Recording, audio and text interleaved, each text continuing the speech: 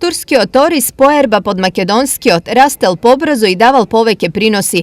Ova go покажуваат резултатите од анализите на експерименталните сорти ориз кои минатата година беа посејани во Кочанско.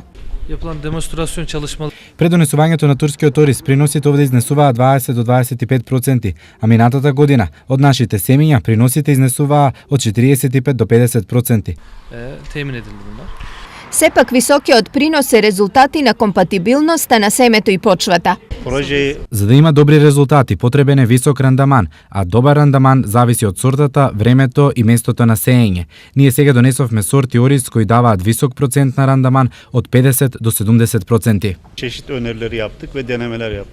Добра страна на турскиот ориз е што за разлика од нашиот не му пречи ниту за доцнетата сеидба. Овие сорти се порани, може да се посеат нешто и покасно, но не смета во оптималниот сидбен рок да се посеат. Минатата година на 20 оризопроизводители од Кочанско им беше доделен семенски материјал од 13 сорти турски ориз. Годинава нивниот број е 80.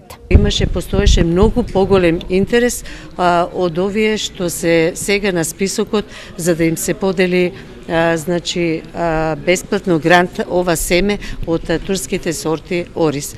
По две последователни лоши години за кочанските оризари, новите сорти ориз за нив сега се нова надеж. Ја мислам дека ќе биде добар, пошто сите што се ја лани се презадоволни, мислам, од него и од приноси, и од рандаман, и од вегетацијата. Значи, нас им треба сега и пократка вегетација.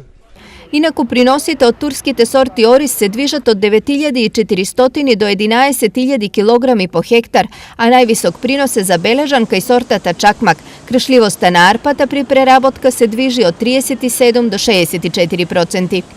Најголем дел од ожнеаниот ориз е наменет за извоз, а помал дел ќе се продава на домашниот пазар по цена иста како македонскиот ориз.